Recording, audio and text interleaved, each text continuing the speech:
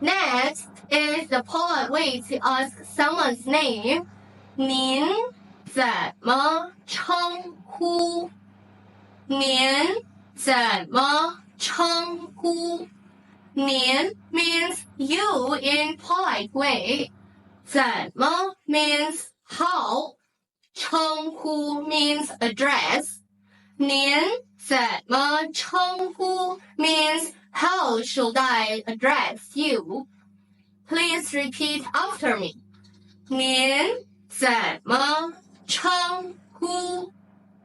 您怎么称呼？ If someone asks you, 您怎么称呼? You can also say, 我叫王一乐. The same answer with 你叫什么名字?